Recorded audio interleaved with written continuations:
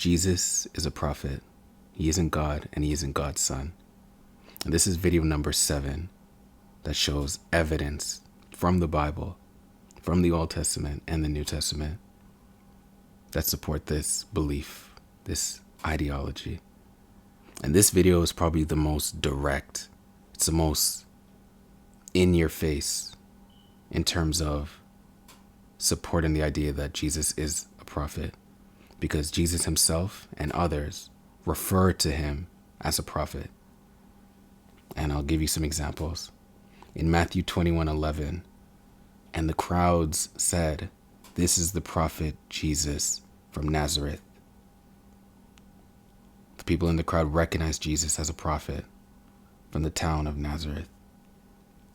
In Luke 7:16, fear seized them all, and they glorified God, saying, "A great prophet has arisen among us, and God has visited his people." The people were filled with awe and praised God because they believed that a great prophet had come among them. And they saw this as a divine visitation, which of course it is, because every prophet, every messenger is divinely inspired. They're able to perform miracles, as I mentioned in other videos. But the message that they receive comes from a divine place. It's not a human opinion.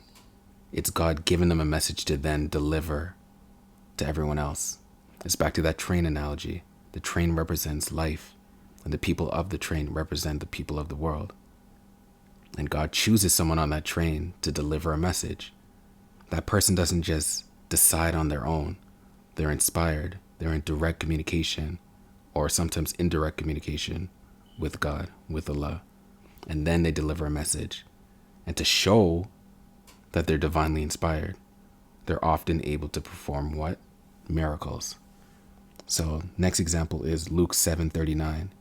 Now when the Pharisees who had invited him saw this, he said to himself, "If this man were a prophet, he would have known who and what sort of woman this is who is touching him, for she is a sinner."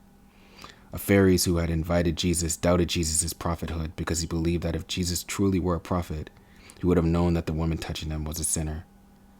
So this already shows, this is a blasphemous, of course, for them to doubt that Jesus was a prophet. But this goes to show that that was the claim. He was claiming that he was a prophet. He wasn't claiming that he was God. Jesus wasn't claiming that he was God. He was claiming that he was a prophet. And other people were doubting his prophethood. If he never claimed to be a prophet, she would never have doubted his prophethood. It's very simple to me.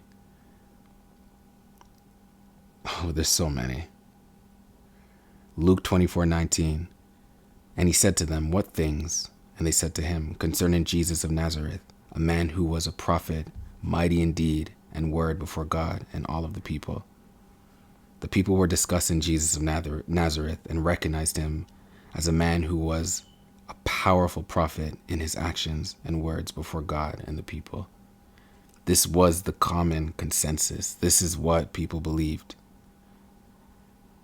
And the last one, and this is probably my favorite one, to be honest.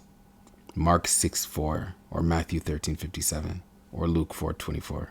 But Jesus said to them, "A prophet is not without honor except in his hometown and among his relatives and in his own household."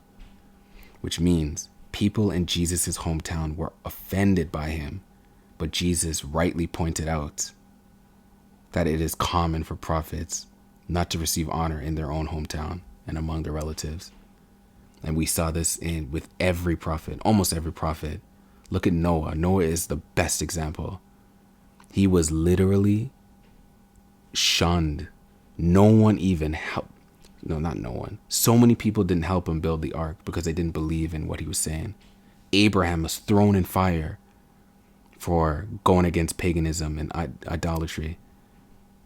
Prophet Muhammad, peace be upon him, he was told to get out of Mecca, the place he was born, the place he had the right to be in, because he was practicing and preaching Islam, monotheism, the oneness of God. Every single prophet was preaching monotheism, and they were relegated from their hometown and had to go elsewhere. So That is such a crystal clear example. I really want to reemphasize this one. That his response was a prophet. Jesus called himself a prophet.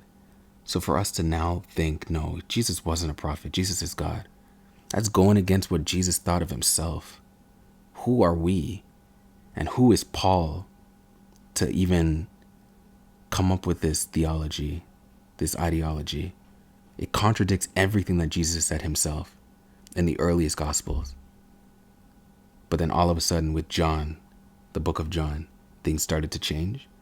And the first three, Matthew, Mark, and Luke, those are the ones that are, different. You have to just use logic. You have to use reason. And at least that's what I did.